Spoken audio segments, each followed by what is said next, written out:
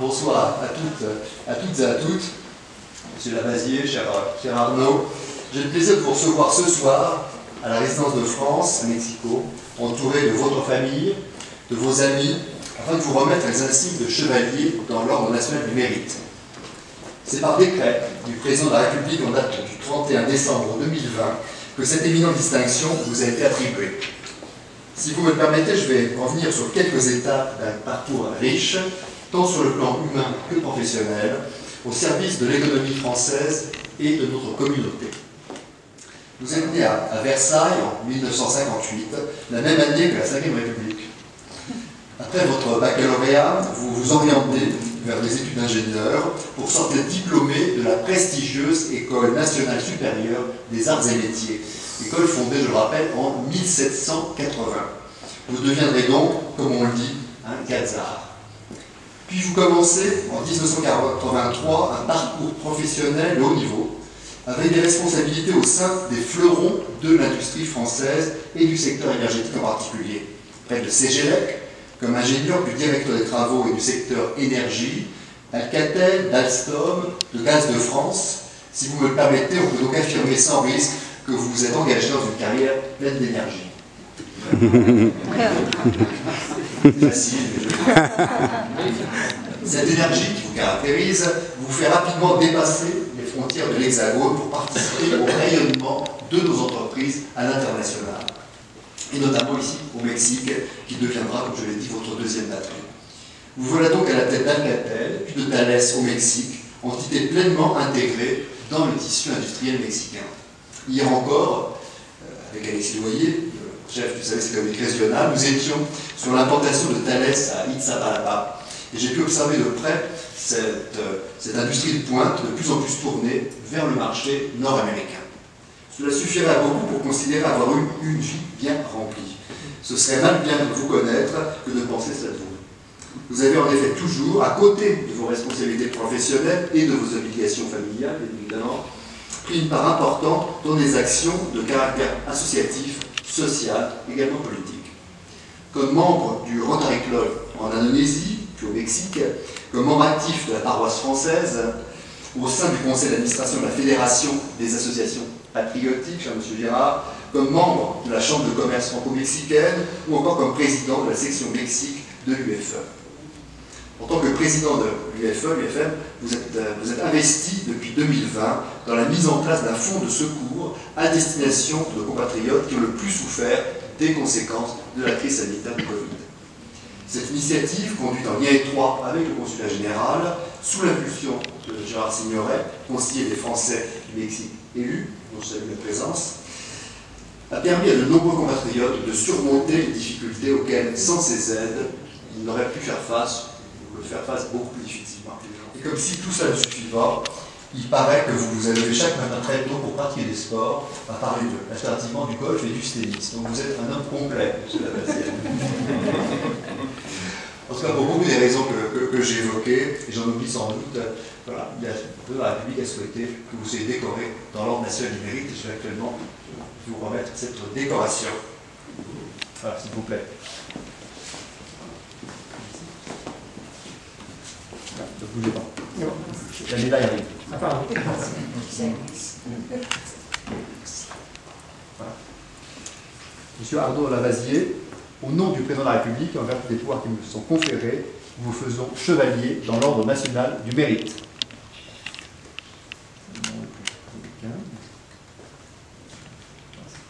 C'est parfait. Écoutez. Bravo.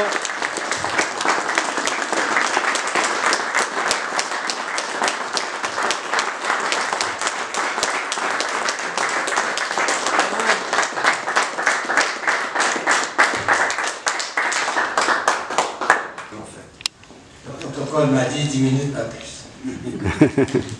Monsieur l'ambassadeur, cher Jean-Pierre Azazatourian, Monsieur le consul général, cher Marc Pelto, Monsieur le curé de la paroisse française, cher Padre Miguel, je suis un peu ému. Ça, Monsieur le conseiller des Français d'étrangers, cher Gérald, chère famille, chers amis. Comment ne pas être touché par les mots si chaleureux de Monsieur l'ambassadeur? Ces mots me vont droit au cœur.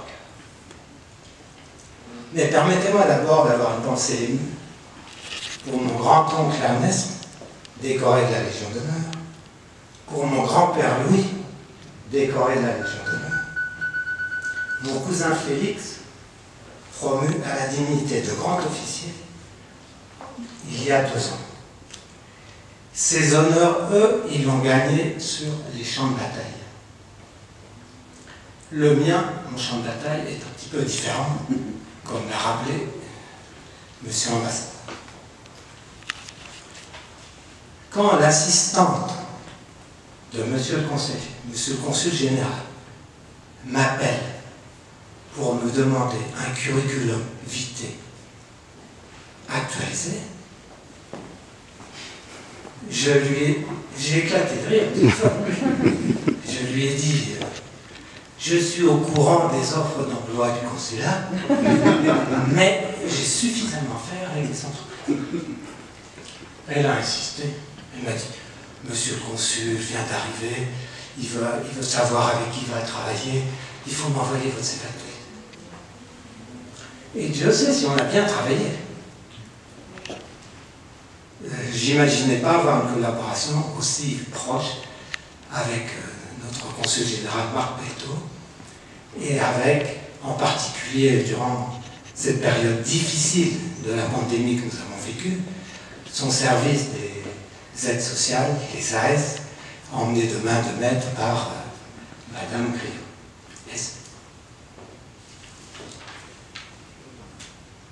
Donc je lui ai envoyé mon CV.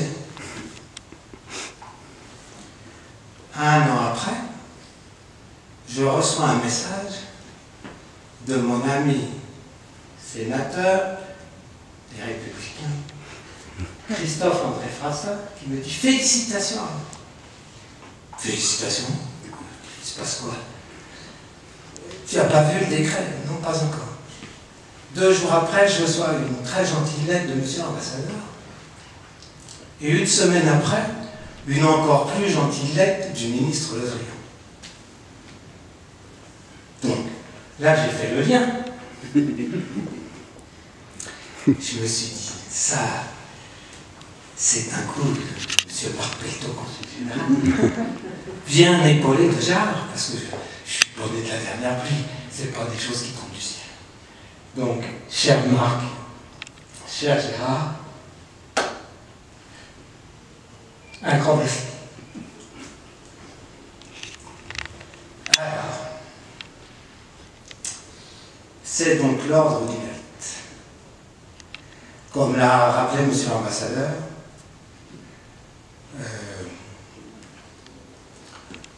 je suis issu d'une famille aisée, un père ingénieur, grande école d'électricité parisienne, une mère diplômée de l'Université catholique d'Angers, née à Versailles en 1958, quelques mois avant, effectivement, l'adoption de la Ve République, cette République que personnellement j'aime beaucoup.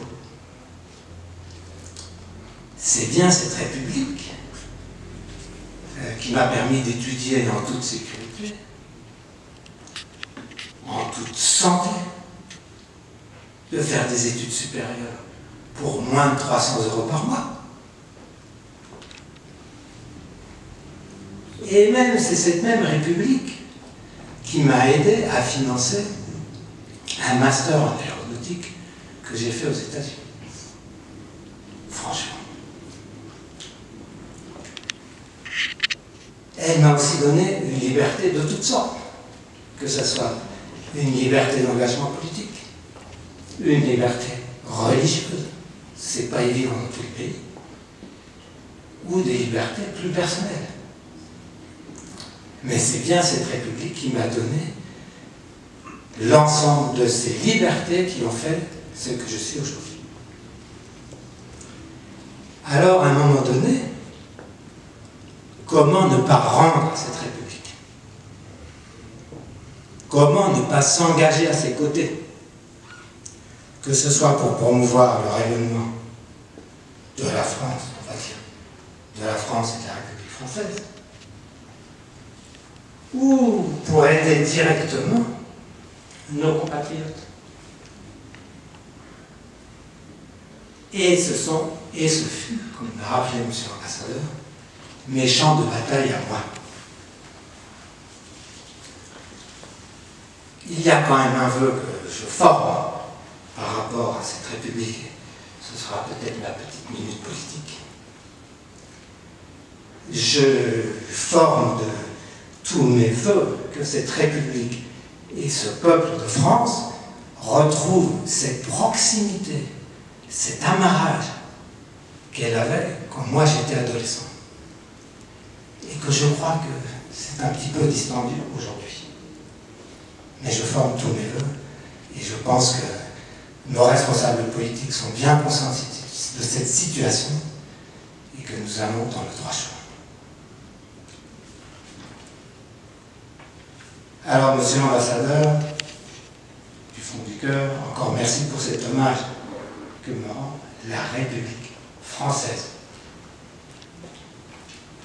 Maintenant, permettez-moi de partager cet honneur avec mes 3 familles. Tout d'abord, avec ma famille de sang et d'alliance. La première, que quiero mencionar,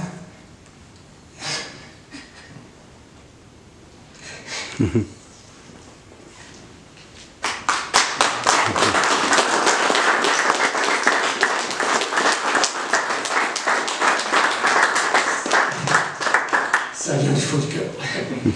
C'est bien sûr mon épouse Araceli. Nada fácil de ser la esposa de un ciudadano francés involucrado en su comunidad.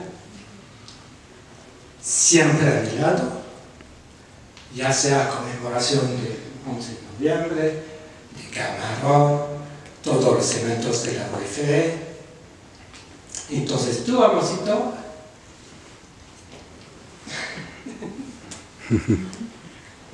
tienes mucho mérito. Desafortunadamente, la familia Martínez Pozos hoy está de luto por el fallecimiento ayer de su tío. No puede estar presente con nosotros. Pero yo sé de todo corazón que comparte este honor. Maintenant, comment ne pas partager cet honneur avec ma mère Claude, veuve 3 jeunes, qui après avoir élevé 5 enfants, tous bac plus 5 ou plus, a consacré une grande partie de son temps à de multiples associations. Je vais vous en citer quelques-unes. Dans sa ville d'Orléans, la Bibliothèque pour tous, la Banque alimentaire. Elle a fait un foyer hôtel pour les parents d'enfants hospitalisés de longue durée. Sa paroisse. Et ceci en toute abnégation et discrétion. Elle me verra par YouTube. Quel exemple, quelle valeur, quels enseignements. Mais aussi je partage cet honneur avec mes frères et sœurs. Mon aîné Guillaume, exemple de société civile engagée, ancien élu de la ville de Blois, en charge de la petite enfance. Ma sœur Aude, élue dans le même conseil municipal, mais dans l'opposition. On n'est pas parfait. Mon frère Éric, qui a longtemps défendu les couleurs du groupe Bolloré à l'international. Et ma petite sœur Bénédicte, journaliste à l'écriture si belle, malheureusement éloignés de ces si beaux métiers pour des problèmes de santé. ¿Y qué decir de nuestros hijos? Entre los dos tenemos 5. Adriana, graduada de Sud de Corrèze, executiva en Bretagne. Louis Arnaud, raider, surfeur, vive hasta del mar, instalado a Isla Mauricio. Clément, empresario, audioprotesista, instalado en Tahití. Constance, todavía estudia en España su carrera de veterinaria. Y Eric, que nos acompaña, que en unos meses irá a París a hacer su maestría. No les digo la complicación para organizar Navidad. Pueden imaginar. Un grand merci à toute notre grande et belle famille.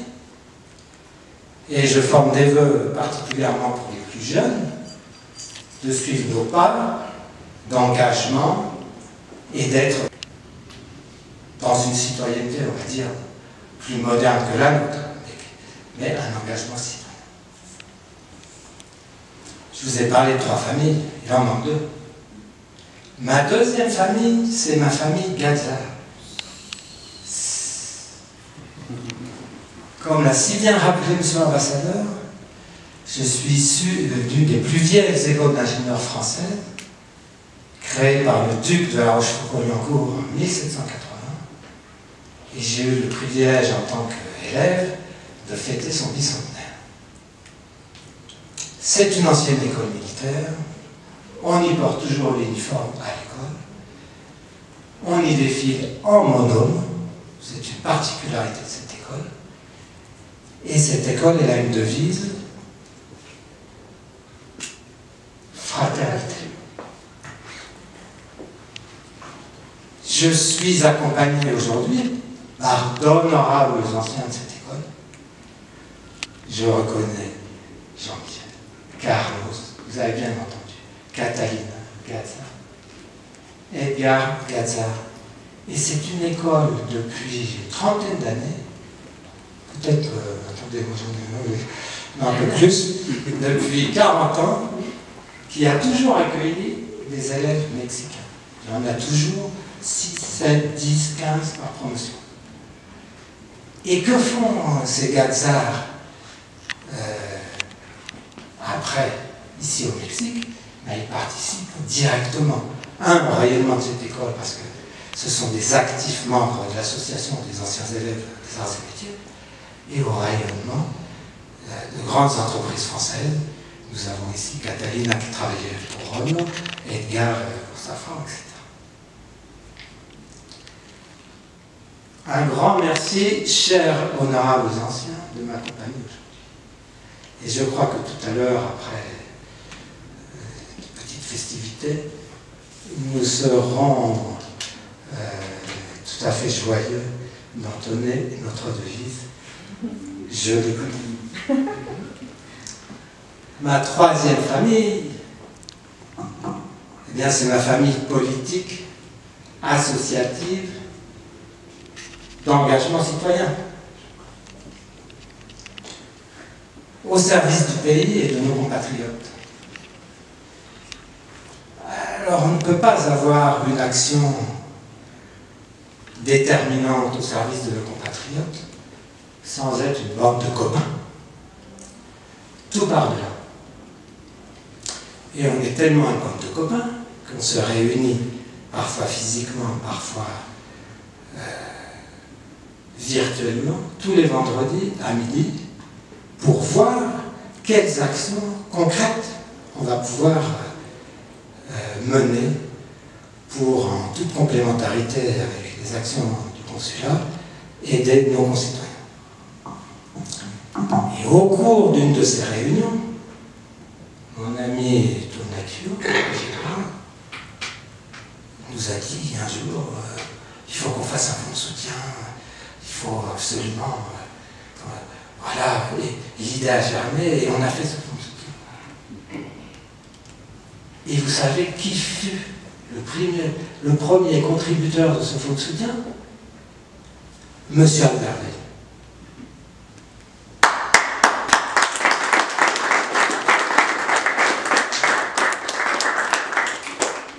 Merci à toute l'équipe UFE-UFM. Je pense à Bénédicte qui est en France mais qui nous verra par Zoom. Et puis bien sûr à tous ceux qui m'accompagnent, Alain, Donatio, Geoffrey que j'ai vu, Antoine peut-être nous rejoindra un petit peu plus tard. Voilà, j'espère ne pas avoir été trop long. Le protocole a dit 10 minutes. Une petite pensée très affectueuse à mon parrain Bernard, qui était le meilleur ami de mon père et ses enfants, et à 2 amis d'enfance, Cyril et François, scouts toujours, ils comprendront. Muchas gracias a todos por su presencia que me honra. Vive la République, vive le Mexique et vive la France.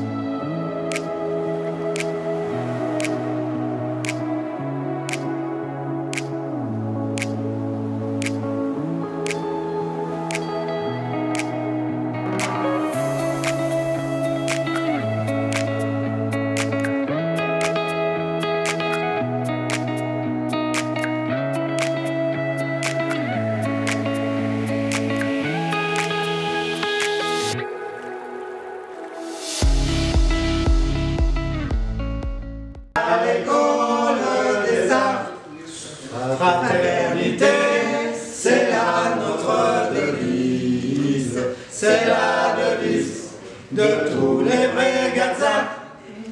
Fraternité, c'est là notre devise, c'est la devise de tous les vrais Gaza.